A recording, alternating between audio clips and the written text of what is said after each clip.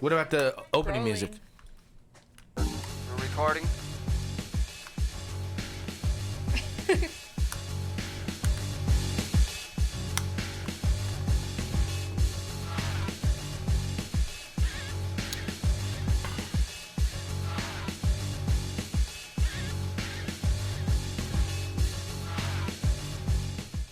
Good morning, everybody. Welcome.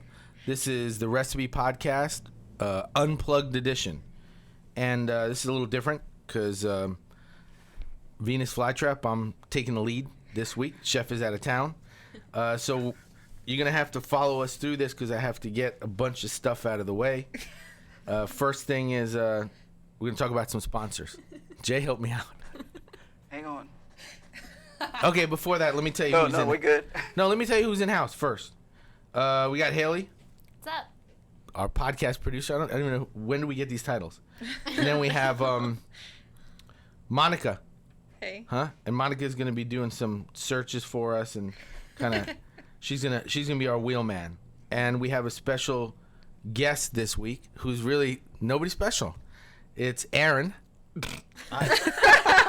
No, but he is. We're gonna talk to him a good bit. This is Aaron D'Souza, who used to work with us at River Oaks a long time ago. I'm not supposed to say where we work, but I just did. And we're going to say thank you to Jay Claudel. Hey, man. Everything good? Oh, yeah.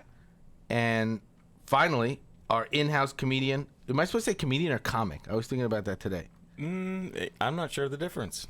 I think it's comedian. Some people are super sensitive, and you always hear Joe Rogan. He's like comic, never That's comedian. That's true, yeah. The Right? older guys like to say stand-up comic. Comic. We're all comics. All right, I'm going to click. Comic is more for stand-up in general. A comedian could be a comedic actor or actress. They could be called a comedian. So, like, Eddie Murphy's a comedian. Eddie Murphy's a comic. Okay. First. What? Well, he made his... yeah, I know. It doesn't matter. A lot of comedians start off as comics, right?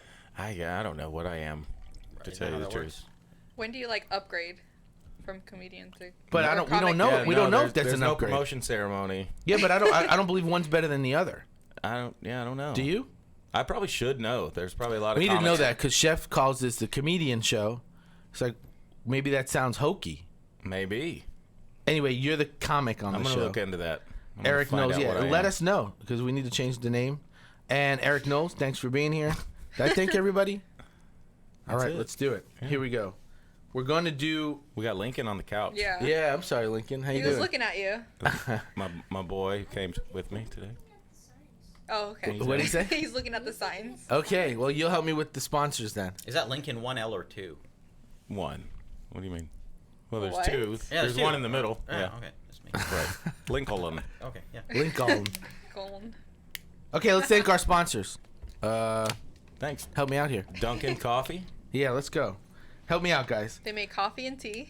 Okay, you got first Dunkin' Coffee. You'll make your own special blend of teas as well. You've Oh, heard he this as well. listens. He listens. That's good. That's good. Yeah, you can Dunkin' make Coffee, Mills Dunkin', local guy, and he services some of the best places in town. Cool guy. Fantastic coffee, Got to cool meet him guy. last week. Okay, that was his son. No, that was Oh, yeah. Junior. Oh, He's good. I was nice. hoping that kid didn't own the company. I was I feeling know, I really know. bad about myself. You should have said that in the comedy show. I didn't. Well, I thought that was really the case. I didn't want to be like, "Hey, you're successful and I'm not." Oh, he's like a phenom, you That'd know? be kind of cool. He was like the 19-year-old stud. No, Inside, seriously. I was like, "This kid." He's 19. No, I don't know. Oh. Were you curious? He looks No. like. He's got to be like 20-something. Yeah.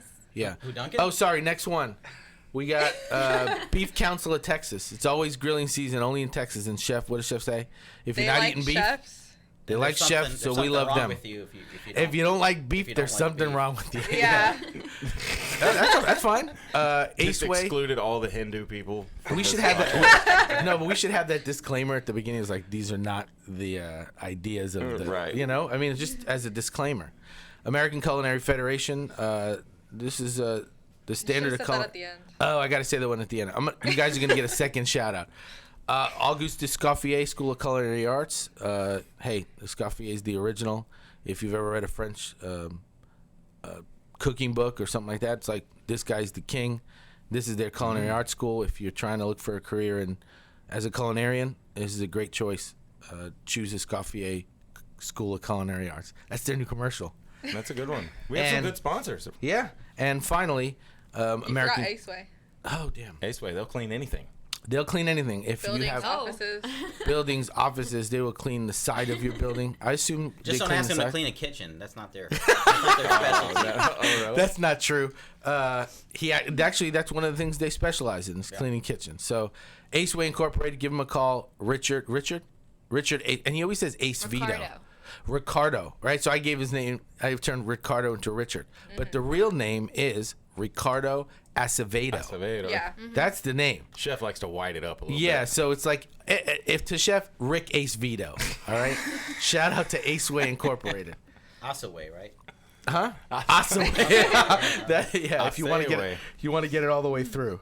Yeah, so American Culinary Federation finally. We're going to go through something that's very timely.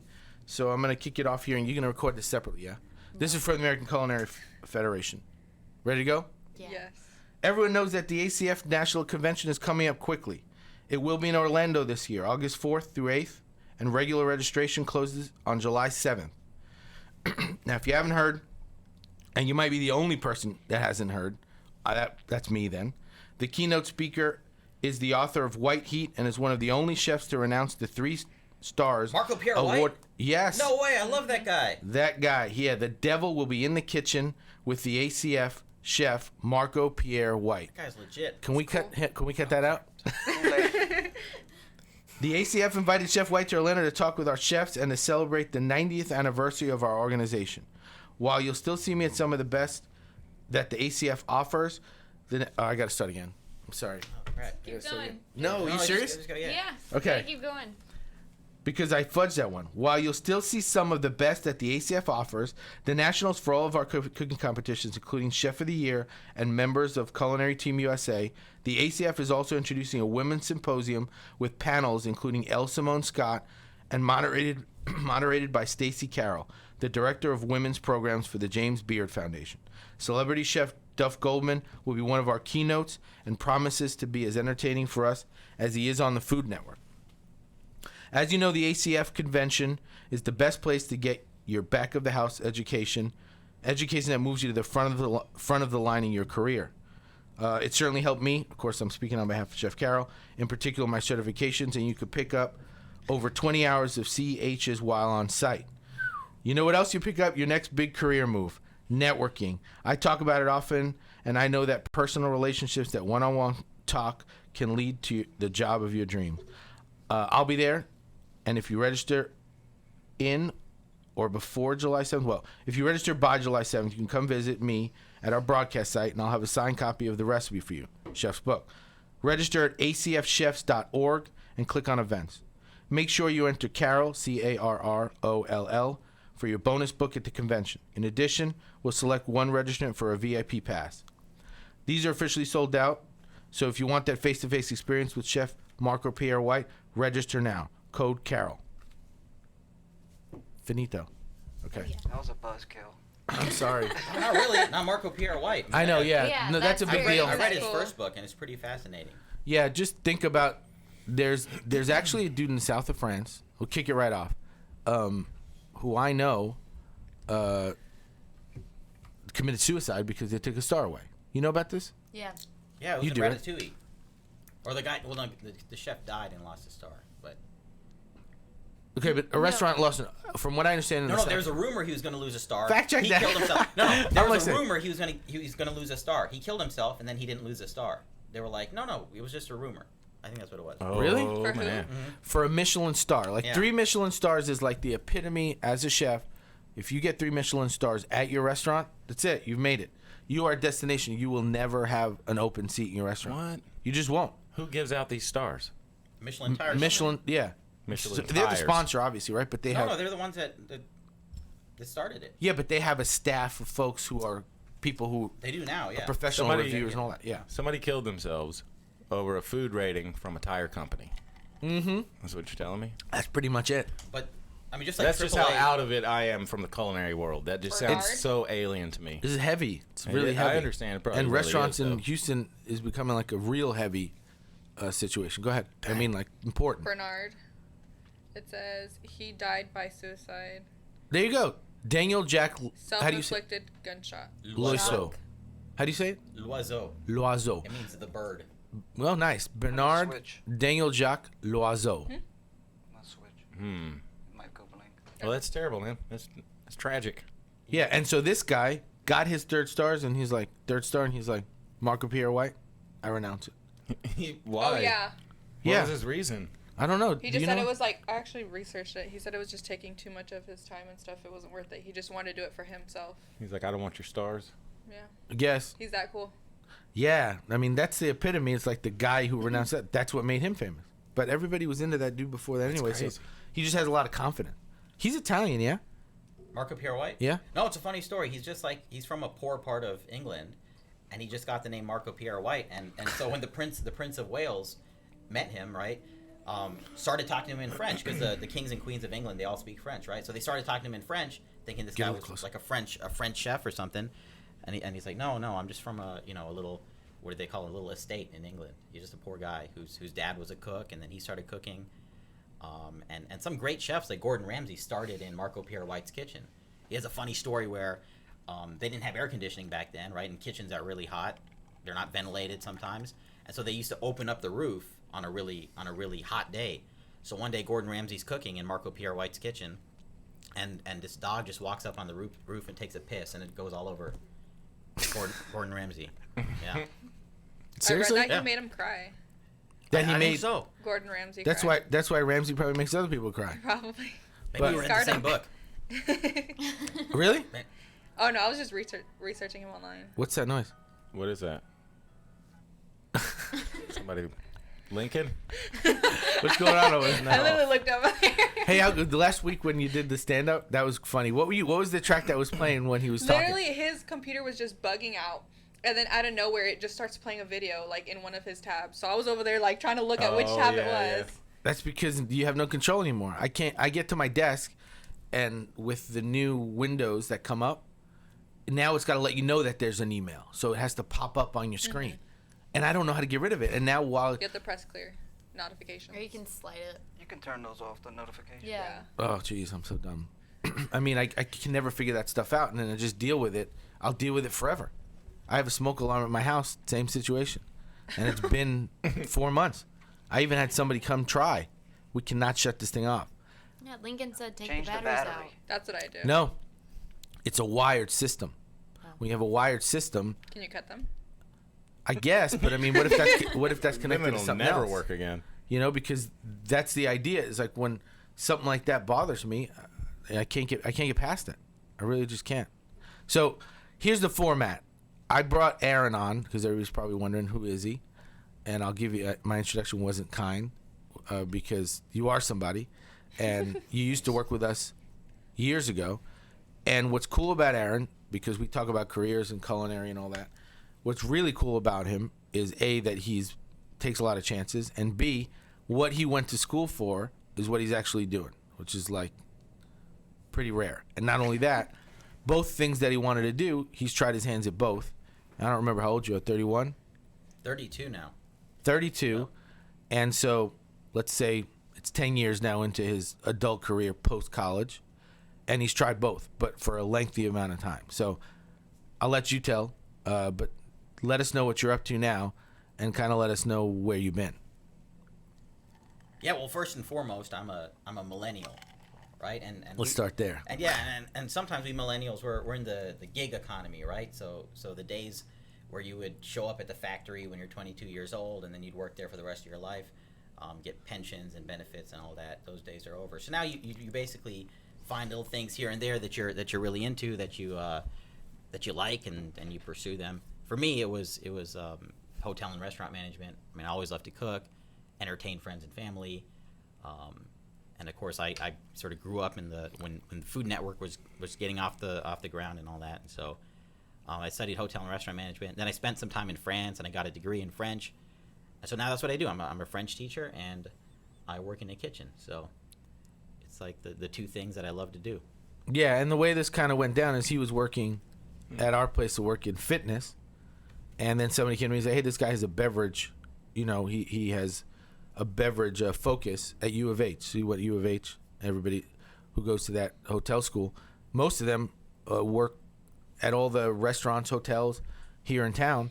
A lot of them as managers and leaders of their teams there. So he came on and he was working at fitness, and somebody said to me, "Hey, he's focused beverage." So he came over, and like within a year, he was a som. And people might stop and say, "Oh, well, was he a certified som?" You know, eventually he was.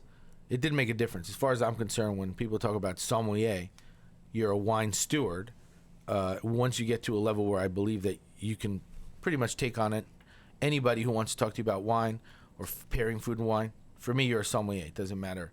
It's kind of like the comedian comic thing. And so for me, a year later, I'm like, this dude's a som. And he was on the floor and he killed it. I mean, he did so well that after a year and a half, to this day, the bartender's there. It's like, I still wish that dude was back, even though the bartender he used to fight all the time. I wish he was back because he was the only dude that would keep my wine racks organized and always well stocked, which is like, you don't realize how much energy you put into a job when you're young. You know what I mean? And I think like that's, you look around, it's like, we get the people that come work by the pool, and I'm like, I can't believe these people are this excited to make this wage. But they're just out of school. They're like, I want to have a purpose. I want to get something done. So that's kind of what struck me about you. And then there's been a lot of twists and turns since then. Yeah. But why don't you tell us a little bit about how you got to where you got? Yeah, well, I mean, the thing about being a sommelier is that, at least for me, it just sort of aligned a bunch of different talents and interests I had, right? I mean, I've always been interested in books and collections. It's the type of thing you talk about, you know, where you see the labels and you remember them, and so much about that job was about the knowledge, right? Somebody comes, they ask you a question. You know, it's funny, we were talking about Gary Vaynerchuk. That's one of the things he did was he had the wine library, right? He had his wine store in New Jersey, I think. And he said one day somebody came in and they were like, what wine is good with beef? And he's like, dude, I don't know. You know, at some point it's like who knows, right? But those aren't the types of questions you get. Like somebody will say, hey, I was on a trip to France and this is the wine I drank and I don't see it on your wine list. What's the closest thing you have? Or this is something I really enjoy, but I don't want to spend $200. What's like the $40 version of it, right? And so people come in with all sorts of questions and they want to interact with you. And it's really a business that's about people. And that's one thing I learned from Christian. It's you meet somebody, right? You make a connection with them. And then next time you see them, you have something to talk about. You know, you can say, hey, remember that time we were at this tasting, or we were at this winery, and you said this and I said that, and it's sort of building those relationships, which is really what it's about. I mean, at the end of the day, you drink wine because it tastes good, right? It intoxicates you.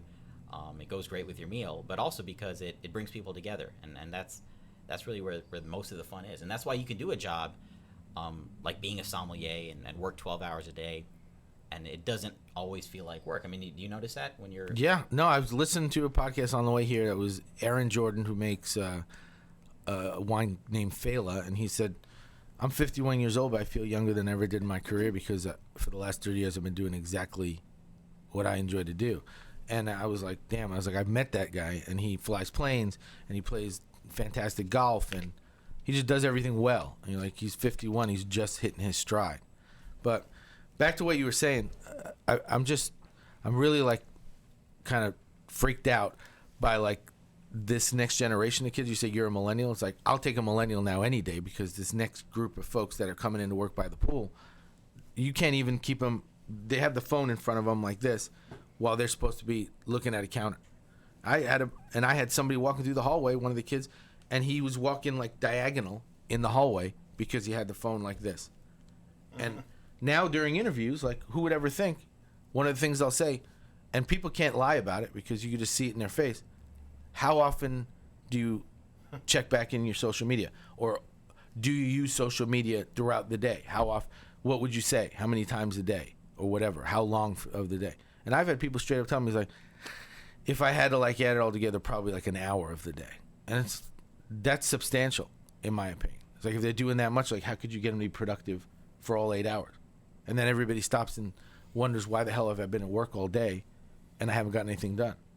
And that's any single desk job that people get, you have to pretty much bank on 2 days of no productivity because they're on their social media or they're checking or they're shopping for stuff.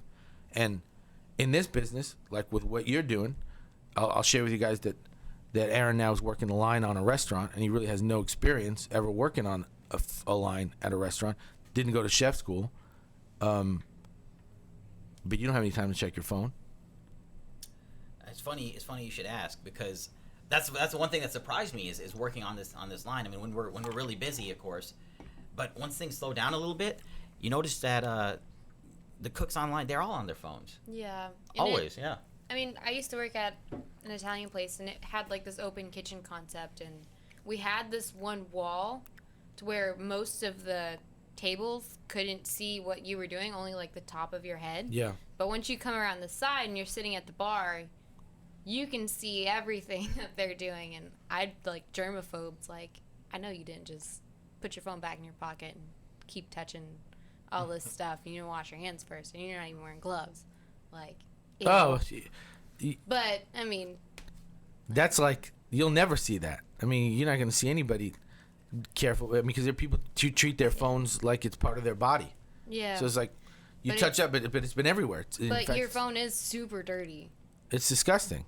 Yeah, I mean, you take it everywhere with you. And it's on, and you let other people put it against their face sometimes, Yeah. blah, blah, blah. Well, not Some as people much take anymore. it into the bathroom, and So you know. when you were doing stand-up, Gross. when you were doing stand-up last week, I'm sure somebody took their phone out and looked at it. I didn't notice. Usually it is a problem though, especially at comedy clubs and with the younger generation. They're a little more attached to the phones. Man, where was I at last? Little Rock. Man, I had this great crowd. Saturday night, 200 people. Everybody was super into everything that I was saying, but there were two young girls sitting in the front row that just looked bored. I mean, they're resting their head on their hand. They're just looking at me. How like, young? I don't know, like 20s, Okay. Like younger than me. But they just looked so bored. And I powered through it, and I just ignored them and performed to the 198 people that liked it, But it was torture. And you never felt like saying it? You never felt like, hey, I should say something? Because it'd probably kill the whole thing. Yeah, I did feel like another comic would have. I don't like to get into like crowd work, especially with women. I'm not good at it. Yeah. That's a good thing to know. Yeah. You don't want to say the inappropriate thing, get sued because you're trying to be funny for a second. Yeah. Yeah. Yeah.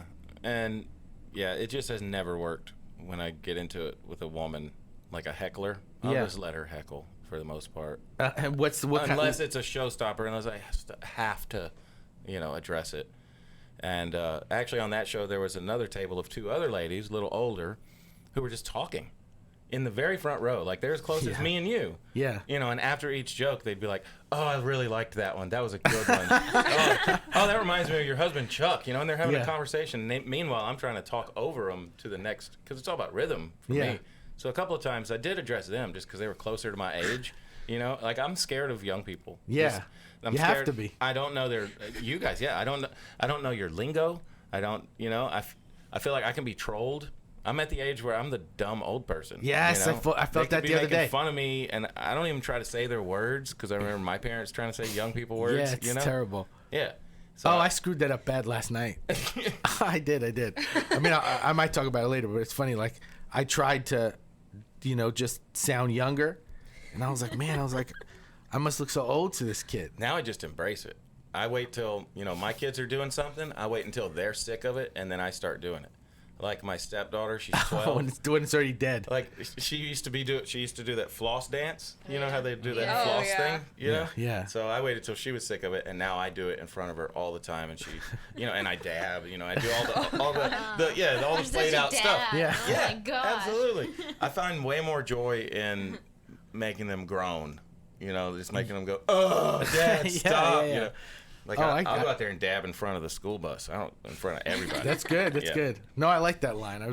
I would always like the idea of, especially early on, as a stepdad, you don't know how to relate to the kid. Plus, she's a girl. Yeah. So, like, if I got an opportunity to drop her off somewhere where there were friends or anything like that, it's always about like, all right, good luck out there. Don't let anybody make fun of you, or you know what I mean, something Right. like that. Where it's like, fuck, and she wouldn't even respond. She make it seem like, who's that guy talking to? Because we don't look alike.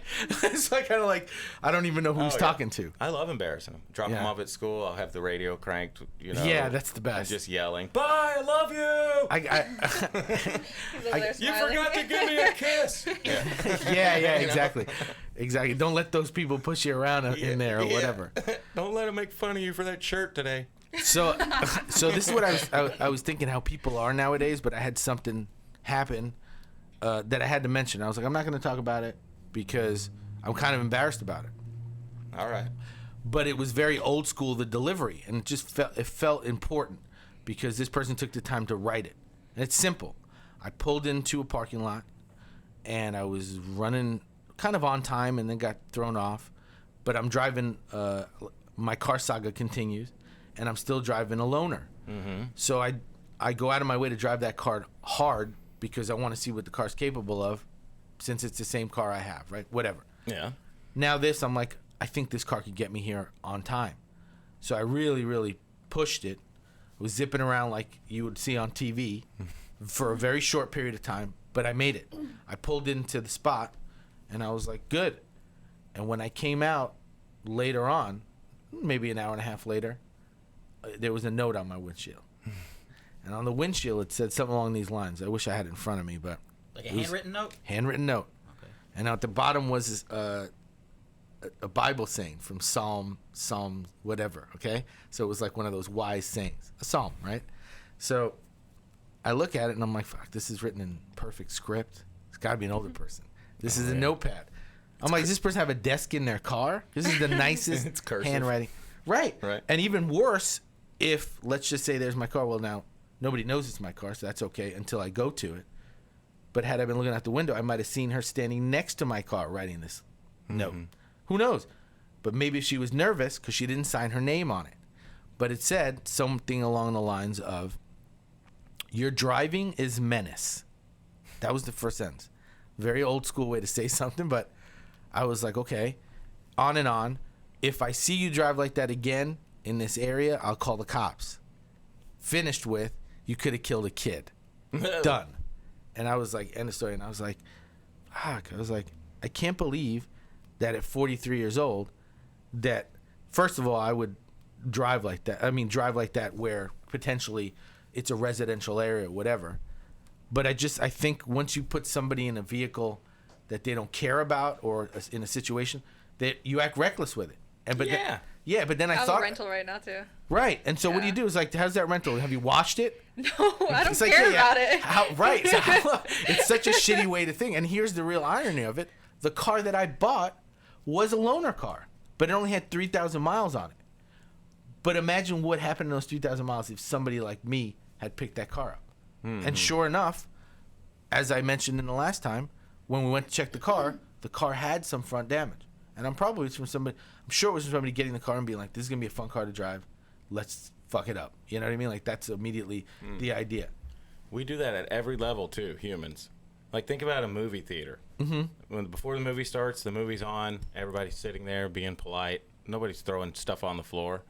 When the lights go out. Oh, no question. You know, and then you watch the movie, and then the lights come on, and there's shit all over the floor because the lights are off and people can get away with it. Yeah. You know what I mean? They love it. Like bags of popcorn. That's why they got to have everybody come in and, you know.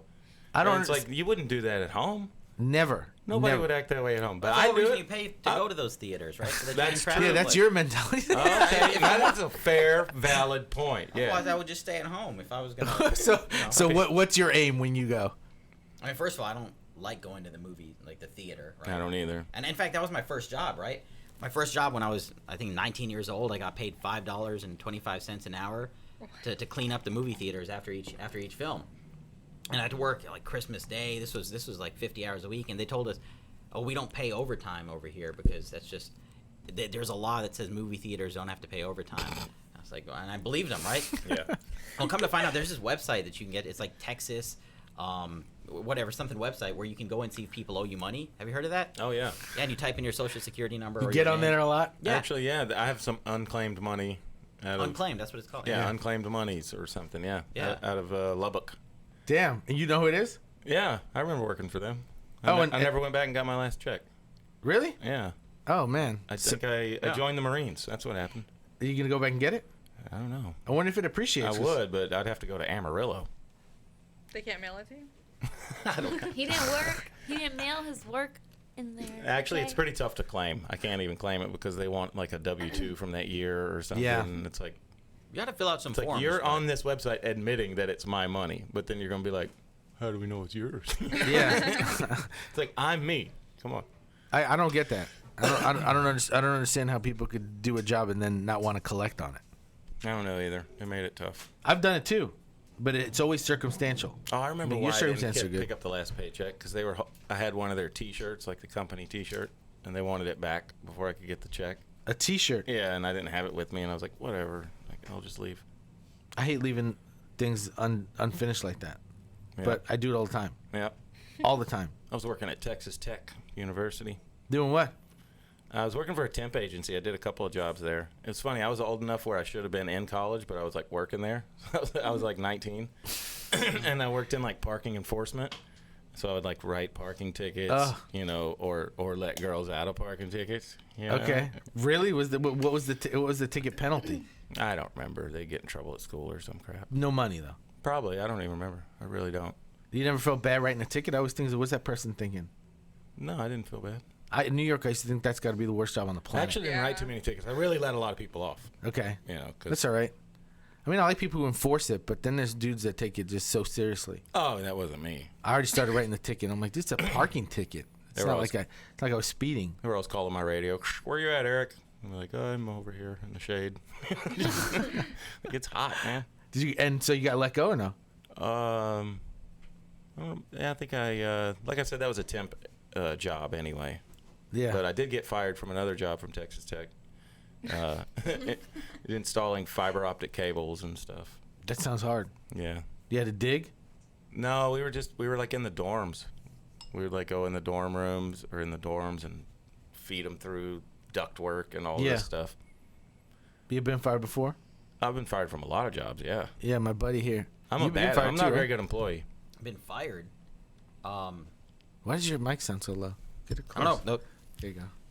Yeah, look, I mean, one piece of advice I got when I was in college is the professor, and actually he's a friend of Chef Carroll's, I think, Dr. Barth, if you guys know him. Anyways, They didn't go to U of H. Oh, okay. Well, anyways, he recommended, while you're in college, take as many jobs as you can. I mean, we live in such a big, vibrant city. You can burn bridges all over town without, without anyone ever. He didn't say that, but what he said was like, just try everything. Work in different jobs. Don't be afraid to make mistakes. See what you like, right? What you can pursue. And we're fortunate to live in a time where you can get experience doing all sorts of things. In the past, it wasn't like that, right? In the past, if you wanted to have, for example, a career as a teacher, you had to dedicate years of your life to studying for it, and then you become a teacher, and then that's all you do for the rest of your life. I mean, I feel now it's like you can really pursue the things that you like, and then do something else, And so, have I been fired? I mean, I've been asked not to come back to jobs if that's called, being fired. But no, I usually land on my feet. Yeah. Yeah, that's true. I mean, now that you say it like that, I don't think I've ever had somebody say you're fired. Yeah. Or Oh, I have. well, maybe once or twice, but yeah. No, I have, and for good reason. Thinking about it. You ever quit dramatically? That's a lot of fun. Oh man, that's You ever great. just quit with your finger in the air? Nah. I have. It was awesome. I'm afraid. I really am afraid of burning. Best job I ever burning had. Really? Yeah. You just walked it. Yeah. Why? What was the reason? They were just getting squirrely, man. It's too competitive, and people were not being honest. And What were you doing? Sales? No, it's a mechanic, helicopter mechanic. Okay. And it was just very competitive. I was working with guys who were better than me, better mechanics than me for sure. And like this guy became the supervisor, and it was like a clocking in issue. Oh yeah, I told him, hey, I clocked in 2 minutes late today, so I'll clock in 2 minutes out. Late. I'll clock out 2 minutes late. Yeah. And he was like, that's fine, as long as the paperwork's easy for me. And then somebody else noticed it and asked him, and then he acted like he didn't know nothing about it and was like, what the hell is this? And brought me in front of the union rep and was like, okay, you told me I could do that, Kurt. Yeah. And he was basically like, no, I didn't. And I was just like, okay, yeah, you did. And that's the only reason I did it. And I talked to you about it. And now you're pretending like you're just trying to save face. And like I could see in his face. Then he remembered telling me. He was like, I could see him connecting the dots, like, oh. And then he still was like, no, I didn't tell him he could do that, And so then I let that go for a couple of days. And then it just ate at me. And I was like, you know what? If that's going to happen, like I can see where this is going to lead. Yeah. And they're right. I'm not the best mechanic on the floor. Well, I'll get out of these guys' way, So. And what do you? F you, you're cool. I'm out. Yeah. But did you get some kind of certifications when you were in the Marines? Like they're like, okay, here's your certificate. You know how to. Okay, so you can still use that anytime you want. Nah. Why? Well, my certifications are probably expired at this point. Okay. I would have to get recertified. You got to keep it up. And even then, I barely knew what I was doing, really. And you were never curious about flying one of them? No. You never thought to yourself, but you've flown in one. Yeah. Yeah, and it didn't seem like something you'd want to do? Yeah, no, I liked it. It was a really cool job. I learned a lot, like, every day. It was a mind blower. Yeah. Really. It was a really cool job. We worked on these CH-53 Super Stallions. It was like a big school bus. What is one of the size thing? That's probably worth $1 billion. Yeah, probably. Is that right? Yeah. Is that like an Apache? No, it's like 10 Apaches. What? Damn. It's literally the biggest helicopter out there. Oh, The gee, CH-53. Where would you ever It see weighs one of those? except out there? 130,000 pounds. It can lift that much as well. So so how does the U.S. get those helicopters to Iraq? Iraq? Sorry, Iraq. Iraq or any of those. The CH-53s, they fly them there. They can do in-flight refueling. They have the fuel probe. They'll get next to the plane. Yeah. And do the whole thing. Damn, that's cool. Yeah, they fly them the whole way, or they'll park them on a Navy ship and ship them. This is a helicopter? Yeah, dude. How many people it fits?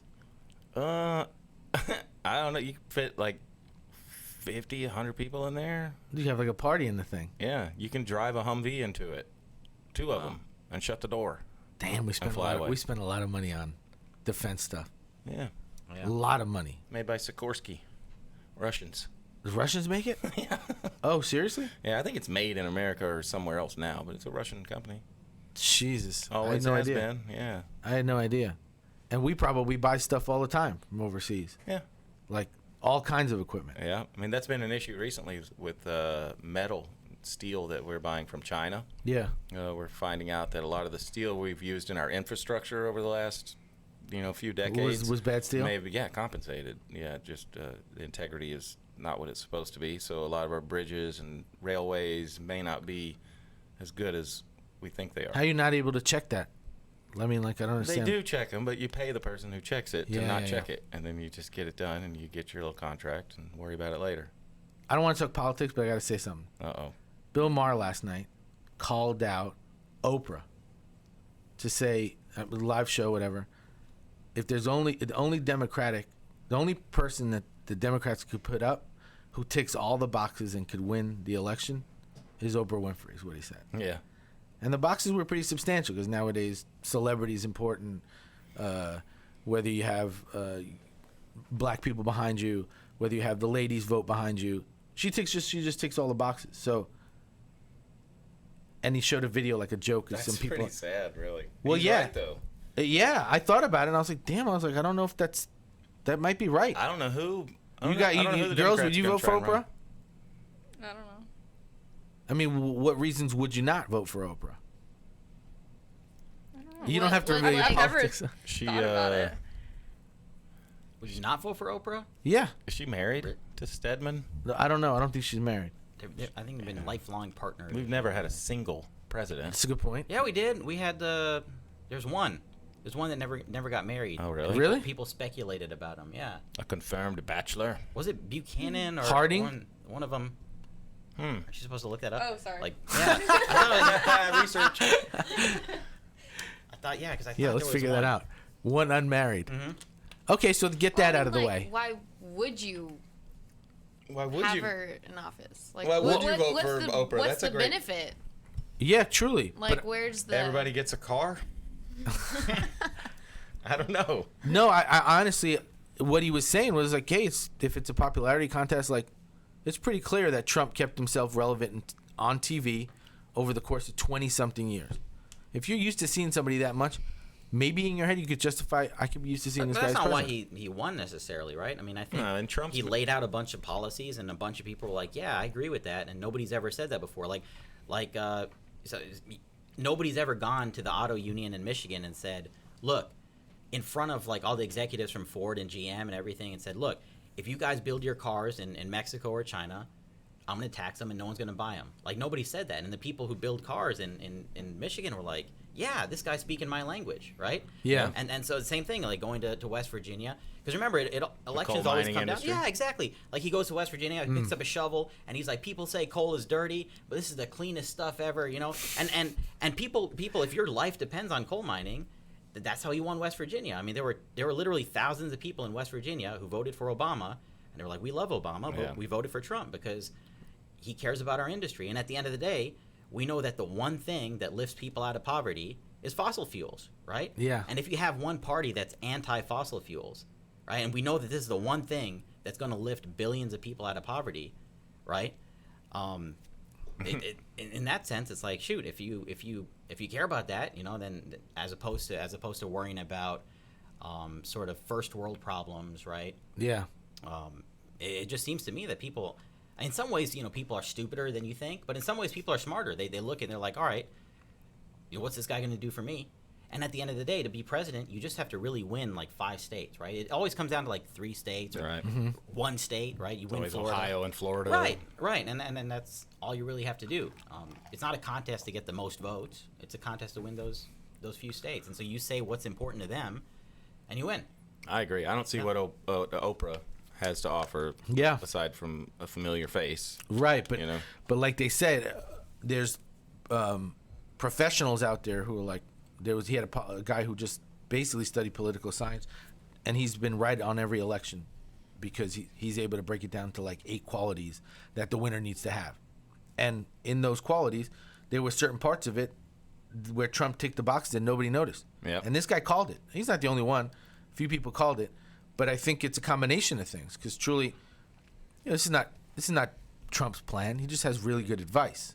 You know what I mean? As people advise him all the way along on what kind of angle he should take on every single state. It's like you take the angle, like you said, you take the angle on the coal mine, whether it's something you believe in or not, because he was a registered Democrat 15 years before that. It's like people are allowed to evolve. I get that, but his policy changes as situations change. You know, Who? Trump's. I mean, like it'll sway. I see you it said sway, evolve. or it's I thought you were diversion. talking about Obama. 'Cause Well, that's like a little he's bit. constantly evolving. I mean, No, I don't mean like that. There's old footage of young Donald Trump, Yeah. you know, being interviewed, and his views are pretty consistent as far as what the country needed at that point. I mean, this was back in like the 80s or whatever. Yeah. When it comes to You know, tariffs, when he was manufacturing, saying, you know, I don't think I'll ever run for president. you know. Yeah, he did say that. And then I remember the interviewer, the last question was, what if you lost all your money and woke up with nothing? What would you do tomorrow? He said, well, I'd probably run for president. Really? Is that what he said? Yeah. That's pretty brilliant. Yeah. I don't want. He's funny enough. I think he's unbeatable in 2020. I don't see who we could put up against him. Yeah, I think a lot of people feel the same way, and Yeah. people are scrambling for it. I was like, for Bill Maher to come out and say that, I was kind of like, damn. I was like, this is the best answer you have to the situation. It just doesn't seem. I mean, he even broke down the ones that are out there. He even broke down the ones that are out there. I don't want to get into politics, but I promised I wouldn't get into politics. And, Oh, this is good. but here we are. People need to know. That's right. What do they need to know?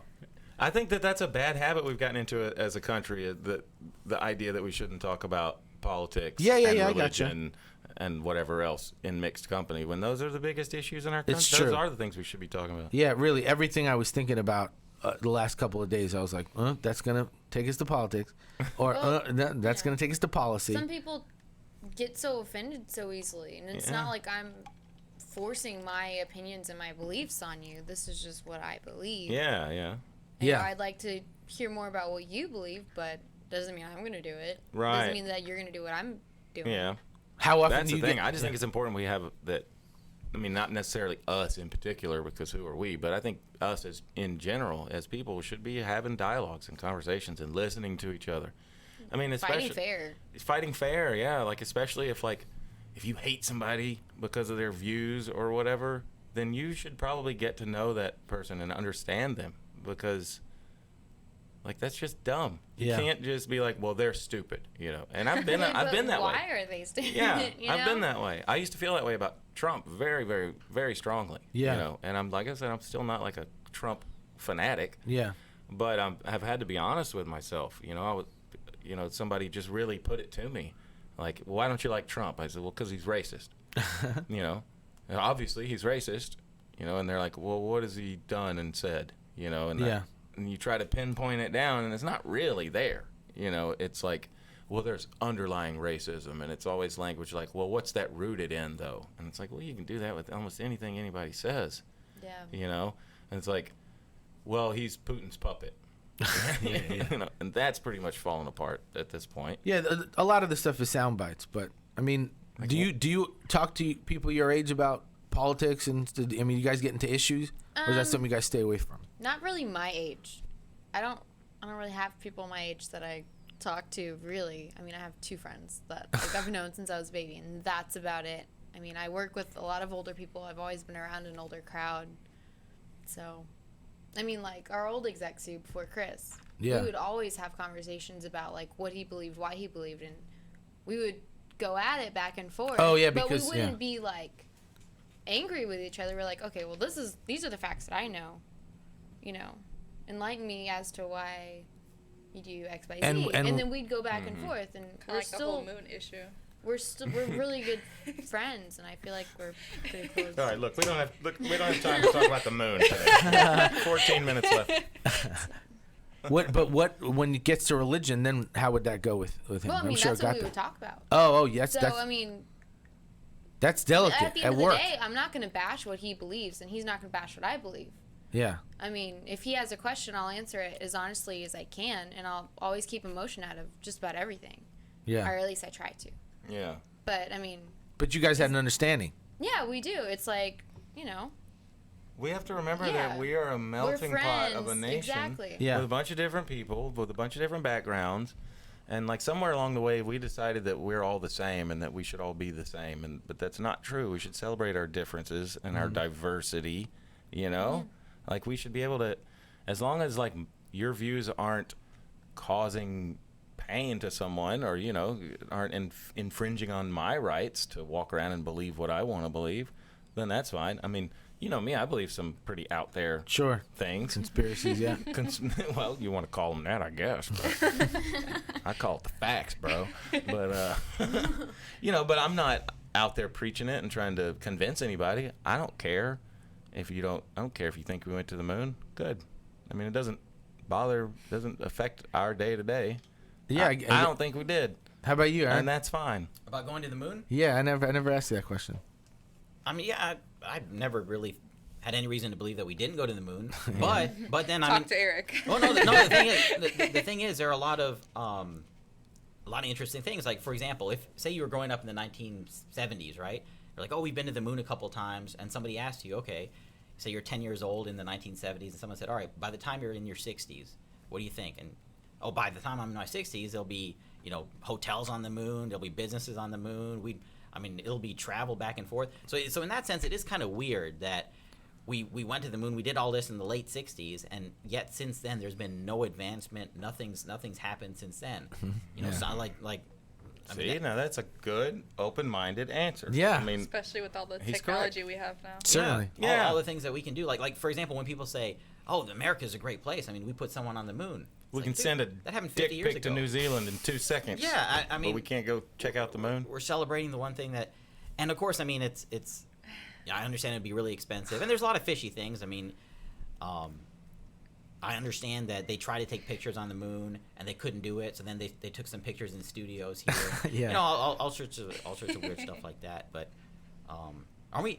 don't we talk about culinary stuff here? Isn't that part of the? Some No, this is barely. the unplugged. This is unplugged. Oh, okay. Yeah. Yeah, we want to talk about do you culinary. think Well, they're 'cause eating on I the had a moon? culinary question that's just been like. Go ahead, eating drop at me. it. All right, Yeah, we so can do it. But nobody hears well, actually, she's a culinarian. no, that's why that's why it'd be good. Yeah. All right, so I was researching the culinary Olympics because I know the chef talks about them a lot, and then I hear about like all these chefs like Alain Ducasse, who has 21 Michelin stars, and I was like, dude, this guy must have like 10 culinary Olympic gold medals. But like none of the chefs that I look up who have like all these Michelin stars who are like world famous, none of them have any culinary Olympic gold medals. Is it because it's like that hard to do, or Takes time. they didn't know about it? I know or... it takes definitely a lot of time and a lot of like practice to even be on a team. And I guess it comes down to whether you want to compete, and this is what I'm thinking about now, because I don't know what my like I know my overall goals, but I don't know how I want to get there, and if competing is even like good for me. Like, what am I going to benefit from just competing? And like, I know some of the things, but I think it's just, I don't want to say one or the other, Kind of is. but I think if you have it a would Michelin star probably- restaurant, you're gonna be putting a lot of time into that. yeah, And if you want to compete, you're gonna be putting a lot of time into that. like and you Right. travel on a monthly basis to go train. So it's to almost compete. like you have to choose. Like, do I want like a really successful restaurant, or do I want these gold medals? Right? I mean, or be a I feel successful like you person. I feel like you could do both, maybe not at the same time. Yeah, but don't you but- have to keep up with like your stars and stuff? You would have to keep up with your stars. like for example, I was dog sitting for a guy who was going to the Culinary Olympics a few years ago. You might know him, Chef Adam. Anyways, he was competing, and I think he won. He was in Germany, I think it was, and so I was talking to him before it, and I was like, man, whatever you cook, make sure it tastes really good. And didn't he say something like, oh, they don't actually taste your food? No, I I was It's like- more like food styling, from what I've heard. Oh, okay, okay. Styling, like Yeah, it threw me. Like, whenever somebody told me that, I was like, okay, They don't. I want to know more about it. Yeah, and they I don't Your actually technique, eat your how food. it because it looks. Yeah. has to sit No, there. Yeah. I actually You know? saw him standing like eye level with a table, not doing one of these, but kind of like Right. watching the height of it and whatever. And I was like, what the hell are these guys up to? And everything had like gelatin, and there was like Yeah. everything was designed in a certain way, and I was just like, damn, I don't want to eat any of that, because like 80s French food, is like this little bit of ham layer and then all this gelatin on top, and then it's like tinted green. And you're like, that with herbs in it. I'm like, that doesn't look like the kind of food I want to eat. I don't care how. I don't believe I'm supposed to be putting that much gelatin in my body, Sure. right? Because gelatin can't be good for you in high quantities. It's like that food is all. I Maybe don't you're think not supposed to anything eat is it. good for you. I don't think anything is good for you in high quantities. Well, yeah, no, but I mean, in the sense of, okay, these are Yeah. culinarians that are now making food that people want to eat. Yeah. If it's just for photography, well then that should be called something else. Yeah. Art. Yeah, culinary art. Like There's Darren magazines like explained that. it to me as like a big part of it is food styling, but like he didn't break it down. Like I don't know all about it. It's I'm more trying like to learn about it. technique, and then how it looks, and then what you make with it, what you use to make that stuff. Yeah, More than like how Ways. it tastes. right. It's almost like science, Yeah. especially for pastry. It's like when I Yeah. was a kid, my mom was like, "Quit playing with your food." I should have just said, "I'm food styling." Yeah, I'm food styling these peas. Trying to fix this plate, Mom. It looks like trash. yeah, You lost. yeah. Home plates You got don't the carrots really all need any mixed kind in of with the design. peas over here. Home plates don't need any design, but like you'll go over some people's homes, and nobody in the house is a chef, and all of a sudden when they make an attempt at food styling, I'm always like, this is worse than what you could have done. Why didn't you just give me the pot? Bring me the pot. Don't even put it on a plate, because it'll be like some kind of ridiculous thing that's like, no, I'm not gonna eat that in that shape. I just won't do it. It's not aesthetically pleasing. You know what I mean? I feel like that all the time when I go over people's homes, that they think, not for me specifically, it's usually for somebody else who's invited, who's in food and beverage. Like if you were invited, oh, we got a pastry chef coming, so why don't you make that creme brulee? It's like they're showing off with the torch. You know what I mean? Like, yeah, anybody could do that, and they buy the creme brulee at the store and they're just torching it. It's like, check out this creme brulee, it's the best. Yeah. Yeah, everybody does stuff like that. And I'm Does like, it bother you when like the foods touch? no. Some people it bothers them like a lot. If the touches, so you should get like, you do really? No, not me. but- Oh. Because you I were know talking that- about it. Oh, you baby. Yeah. No, it doesn't bother me. No, some I know people some like people it are really bothers. Like they will not eat it.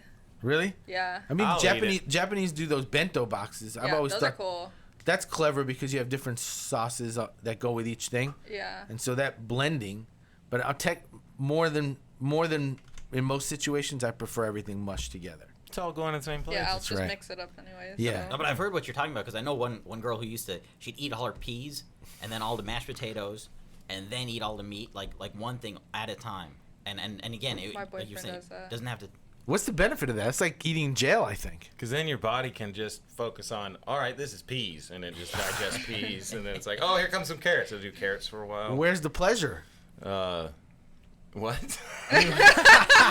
You know, one thing that I learned, it was like, no, it was just like a revelation to me. It's like Yeah. a lot of I'm gonna people, talk over that. a lot of people don't eat for pleasure. A lot of people Yeah. don't. Like for a lot of people, eating is just like a chore they have to Sustenance. get. No, it's like a chore they just have to get out of the way. It And is I've for never me, understood yeah. that. Really? Or sometimes I when you don't- like forget to eat. I eat for fuel Yeah. at this point. That's crazy to me. And I think about people doing that all the time when I see people stop at rest stops, and I'll look around. Obviously, someone's on. I'm like, "What the fuck are you eating?" Yeah. I've lost like Why are you 60 eating? pounds since I stopped eating for pleasure, just Oh my God. because it's good was my answer. Yeah, but it's good, you know, and I thought Yeah. that was funny. Like, that's really bad for you. Yeah, but it's so good. Like, I don't care. But, you know, eventually you do have to start caring. And then, like, my wife started doing paleo, Okay. you know, and just cooking everything clean and organic and Yeah. everything. And that helped a lot. And it changed my whole palate. Changed everything that I like now. So you don't have a I don't even like all the processed fast foods. crap that I used to like. Yeah. Yeah, it's crazy how you could really your palate. Whatever. No, your palate is so resilient, and I think like Whataburger. palate memory is something that people don't realize they have because it's so associated to your nose. So like your olfactory memory is phenomenal, right? For most people, if you keep your head on straight, when you smell something like this, reminds me of. I have a Yeah. smell that I know. It reminds me of new money and the you know that plastic thing you'd have as a kid, and it was like a scene. And you had all these sticky things that you could put in Yeah. different places. Oh yeah. The way that smells exactly like new money, and that smell, I guess it kicks my whatever hormones or whatever endorphins is it. It just gets things going, Oh yeah. and I know that I react that way to that smell. Same thing, the smell of a rental car. When it smells like a rental car, I don't think they have those smells anymore. But it used to be a rental car always had a smell to it. Yeah. It was probably the smell of the sanitizer they used to clean it out. Mine 'Cause smells they have- like cigarettes. Right now, and they gave it to you like that. Yeah. Isn't that crazy that nobody smokes now, but that's more common than ever? Yeah. Like when they gave me the loaner, they went like, "Hey, don't smoke in it." That's me. I smoke in every rental car. You do? Yeah. But that used to be something like, "Hey, you're paying like $5,000 for that." They'll literally put like signs everywhere. They used to Yeah, do that. it still in the is. cars. Yeah. When did that go away? When people stopped smoking? They just, I don't know, but they just gave it. Well, they to quit me putting like that. ashtrays in cars. Yeah. And lighters. Like it's not cars aren't really a smoke friendly environment anymore. Remember when I was a kid, my parents had a 1977 Lincoln Continental, Yeah. and there was an ashtray and ashtrays on every seat in the front. Yeah. On the back. Sure. Yeah, on the They're doors. like the I remember. little Yeah. And a pop-up little ones. silver like. Yeah. How do you know that? Push in lighter. You drive a hoopty or what? And my dad had an old car Okay. when I Yeah. was little, and I used to play with it, and he was like, "Don't play with that." Had That's a lighter funny. in the Yeah. middle too. Like there was 3 Oh, my lighters grandpa's. in the back. They one decked one those for every cars. kid. Once they realized, once they realized had I a used to burn my sister with them in the back seat. really. Yeah. You'd get it hot and just barely touch it. I did that with my brother. That's old school. Yeah. Yeah. Now, you're too young to be old school. I'm 21. That's what I mean. Like you I shouldn't feel even like I'm seen that old. car. I tell people about my parents' Oldsmobile Delta 88, and they're like, "Oldsmobile Delta, what the hell is that?" We had to take our shoes off to get into that car. And if I put into perspective, like they had been in the country, my parents, maybe 6 years, and they had like an Oldsmobile 88. And you're Delta saying 80. they took really good care of it, so they made you take your shoes off before you get in? Correct. Wow. Yeah, we weren't allowed to step. Yeah. We couldn't step from the street into the car with your shoes. You know what I mean? So you walked in barefoot because it had a plush like red carpet on the floor. And those carpets, like even when you vacuumed them, they weren't short pile. They were like a thicker pile. So you sat with your socks or your barefoot if it's summer, and you sit in the back. It was like you're sitting in your living room like with like a plush rug in front of you. But it had Yeah. a good resale value. I'm sure. Value. It was like a big tank. You know what I mean? If you still see them out there, but thinking about how vehicles change and what's in them, They're smaller now. yeah, and everything's Plastic. even on nice cars, you look, you're like, oh, the little things. There's nowhere to put Yeah. something down. It's like the super sleek round thing, like this loaner that I'm in. I have nowhere to put something down, and I fear that's going to cause me to have an accident. My mom got a Mercedes, and there's like no cup holders. That's dumb. Well, there's one, but it's like very hidden, like Yeah, on the side of the door. it's just not practical. Yeah. There's no practicality to it, and that's what I was thinking the other day because I was like, I still have gotten in planes recently that had ashtrays in them. It's like, shouldn't those planes all be switched out by now? Yeah, you haven't replaced these seats. Yes. Since 1990. What? 100. And 100%. When did we stop smoking in there? We're 60 minutes in, guys. You guys, Man. you guys want to wrap it up? We Y'all were can just keep getting. going if We you just want, got I'm just letting interesting. you know. Cutting us off. Yeah, it just got good. But you think I should try to do this thing again? We can record it You're like, after. hell no. No, I will do it record after. it after. I just want to do it without the long interruption in the middle. Yeah. Because I don't want Chef. He's gonna kill me. Anyway, yeah, no. I got in a plane international. It's not that long ago. Had the ashtray in it, and I get why you might keep the light for no smoking, right? Because you remember how it was. It was here's with the seats, and all the other ones were red that were no smoking. But like seat 37 was non-smoking. Seat 38 you could smoke. Oh, really? You don't remember that? That was like Yeah, I mean, I remember I flew a few times with my dad when I was a kid when everybody was smoking it up on. yeah, Jay. I don't remember. Seriously, dude. I didn't do that much flying. Oh, okay, but like as a kid, we would have to go down to Chile, where my family's from. We'd get in that plane. It was like, holy moly! If you had a seat far back, that was the reason not to, because you'd show up covered in smoke smell. How are they going to ventilate that? You can't do it. Crack a window. I don't know. Can't be that hard. No, you can't do that. Can't do that. Can't do that on a jetliner. Oh, you gonna tell me about pressure now? Come on. I don't know enough No, about yeah, you. you're Do probably right. you know enough about it? I smoked on a plane. You say, grab a baseball, throw it through the window. Yeah. That's Oh, That's look what at he that does. stuff over there. That's an aggressive move. I Aaron? I smoked in a plane 2003. Really? Yeah. How? Private plane. No, I was coming back from Iraq. We flew to and from Iraq, the Marines, on a civilian flight, actually, which is kind of weird. And on the way home, we stopped in Ireland, and they didn't let us leave the airport, but a bunch of us bought like Irish whiskey, you know, and we just got hammered. Yeah. You know, it was like a 13, 14-hour flight.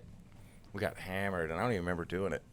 But apparently I went in the bathroom, and I had stolen a bunch of, like, lunches off the cart, too. And I ate, like, 3, like, pasta dishes. How big were you, man? I was pretty big. Okay. And then I went in the bathroom, I guess, and smoked and threw up everywhere.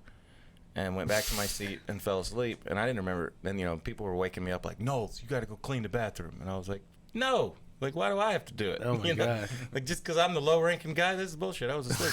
Yeah. And they're like, you threw up all over the place. I'm like, I definitely didn't do that.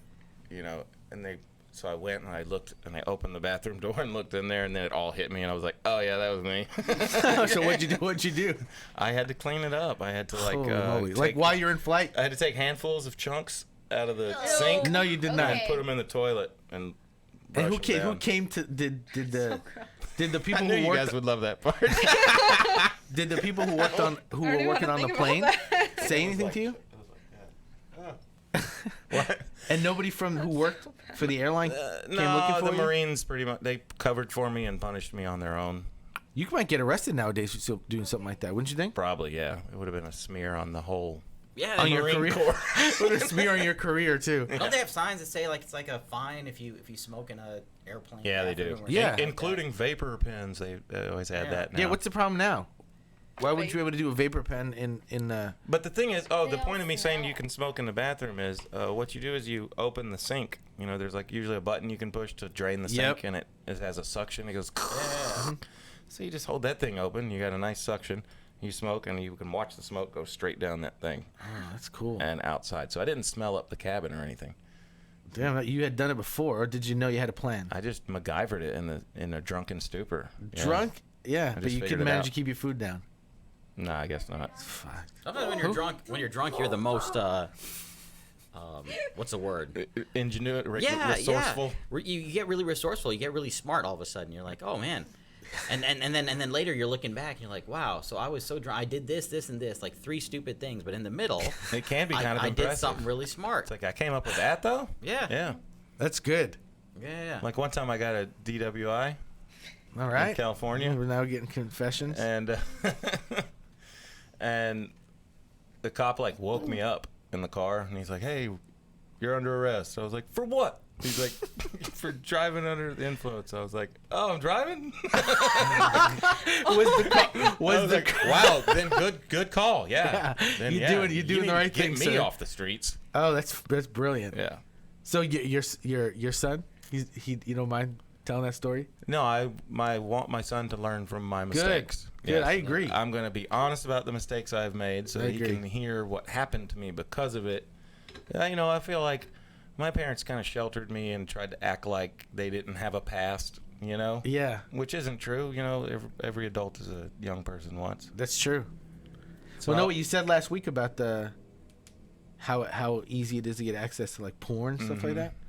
I was thinking about it's bananas. It's true. Like it was like the whole it's true. anything It that you used could to be look really at, hard to find. and when you got your hands on something, And it now was it's like hard it to was avoid. worth something. And now you can't even run a search without something, that's related to either porn or like something to pop up Yeah. because they want to lure you into some other place.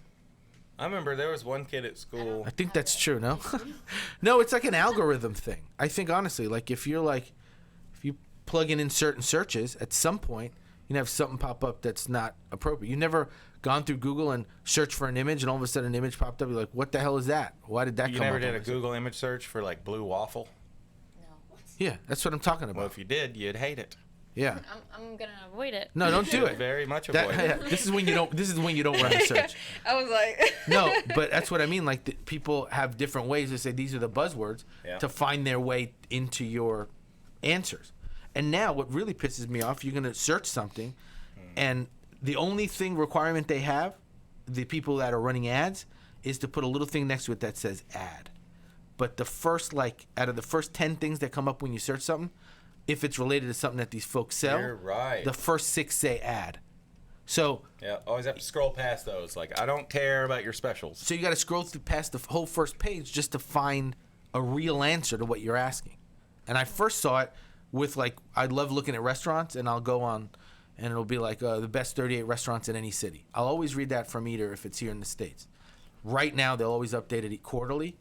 And now, before it used to be 1, 2, 3, 4, 5, the first 5 restaurants, and then it would be the local stadium of where you're looking. And that was an ad. On. And now it's one restaurant, one ad. One restaurant, one ad. And it's you can't find what you're looking for anymore. Ads are annoying. So you want to do it quickly? This was all built for convenience? No, now I have to X out 15 things off my screen to find the answer. So somebody needs to figure out. Or isn't there a premium subscriber thing you can sign up for, where you pay them money and then they get Well, rid of the sure, ads? you can pay money and make it all go away. That's the thing. That's for everything. Like we look Yeah. at but we look at the They're internet. trying to monetize everything. Pandora, Hulu. The internet Everything's is like our library today. It's like Yeah. what a library used to be. It's where we go to find information, right? But we shouldn't think of it that way, because at the library you can't pay to have some bull crap put into the library. Yeah. With one tiny little disclaimer. That's it. This is just an ad. They don't sell out. I could make it to where you look up the funniest comedian ever, and it'll be like ad. Eric Knowles is the funniest comedian ever. He was born 1977. It's like, yeah, I guess I learned something today. Yeah. You can't. No, you can't. He's like, I know that's not right. Right. He's like, that doesn't sound familiar. No, I really do believe that all of that information is so over manipulated now that those searches they send you in a whirlwind somewhere else. How many times are you searching for something and you end up clicking on something else, and then now you're shopping for socks Almost or something every time. stupid like that. Almost every time. If you're not focusing exactly on what you're doing, your little go search, I'll sometimes go back and be like, oh shit, I never even. I can forget found out what I I'm was doing looking in 10 seconds. I pick up my phone. I'll be like, oh, Yeah. I'm going to email that guy, and I pick it up. Oh, there's a notification. There's Yes. a text. There's a Yes, the phone's look built at to this. do What that. I is? feel like- What am I doing? Do Candy Crush. Like, what am I doing here? Yeah. Candy Crush. I feel like I haven't really had that. Really? issue. Yeah, What do you mean this year?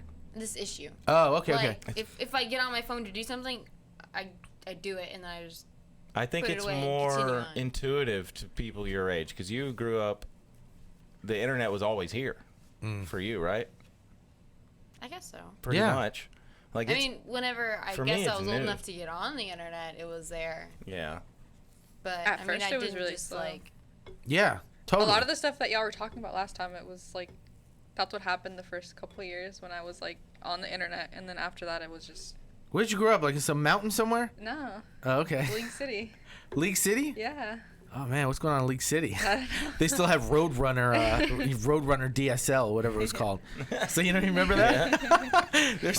they're still trying to sell them on Throwback. cable. Yeah. Yeah, that's weird. I know. Honestly, I really am so over searching stuff now. I mean, like our first computer was the big box thing that I Yeah. could barely pick up. Where'd you grow up? Well, I was born in '99. 99? Yeah. Computers and 97. even TVs and computers were still pretty big then. Yeah.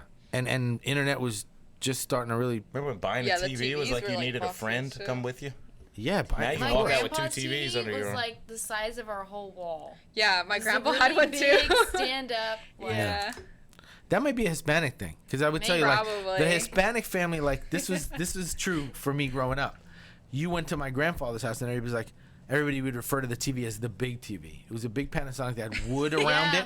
Yeah. Had wood around it, and it didn't have the dials, It had the buttons. because now it had the button, so it was actually pretty slick. And it was probably a TV that weighed like as heavy as a car. And the big TV was like, okay, they're grandparents, so they should have something like that. So you got to work up to that. Yeah.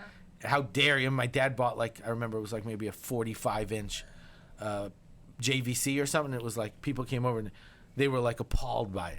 It was like, this is something that all of us aspired to have, is this big TV. And we had to sell the house in New York with the TV in it because my dad had to break the stairs to get it in. So it was one of those rear projection TVs that were big like 20 years ago. And he got the biggest one you could get. And I remember playing not Mike Tyson's Punch Out, but one of the good boxing games on the and we'd watch it and be like, the guys on the screen were bigger than us. We were like this far away from it, and we had these dudes boxing on Yeah, this it's TV. amazing. And everybody would ask me, he's like, how the hell did your dad get this down those little stairs? We had to break the entrance and the stairs to get it in. So it's like, it's their fault. We had to sell it with the TV in it because you have to have somebody come in and destroy the TV to get it out. Well, And the parts in that TV are probably a pain in the ass to dispose of too. Mm-hmm. Anyway, with the TV, it was an Indian family who bought the house. Only, I would say in New York, only What, in Queens? right outside of Queens. Oh, yeah. Yeah, because we were right outside of Queens, and like the Indian communities, those guys stick together. It's the weirdest thing. Like, you don't see that here in Houston, but like a bunch of people all still living in the same neighborhood, but it's a suburb. And these folks were just like, boom, everybody all of a sudden in the city is Indian. Anyway, I just thought you'd be interested in that. That's a good little tidbit. And now to have a big TV, too. And yeah, have a big TV. That's what your parents were thinking about.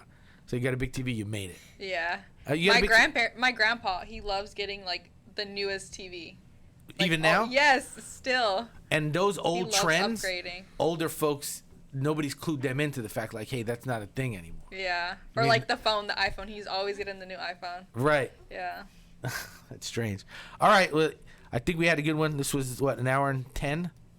Just click in around minute 35. That's where it starts. That's where it starts to heat up. Anyway, thanks everybody. Hopefully, we get, no, we're gonna try it again next week. Yeah. And we're gonna be Yeah. better. We're gonna be better next week. It's not easy to be a broadcaster. God bless Yeah. Chef Carol. This is difficult. True. And thanks for letting us do it. Thanks for He coming, keeps us Aaron. on track, Yeah, of too. course. Yeah. I'm sorry, I didn't. But I mean, like I said, I didn't want to say we're up against it because it's like, it's just like when you hear that, it's like click. Like, I don't want to hear. You know what I mean? Like, what are you gonna say after that? So thanks everybody for being here, and tune in next time. And I'm gonna try to do this PSA again. What does he say at the end? Go get a job and be smart. Yeah. Thank you. That's it. You hear that music? Sounds cool.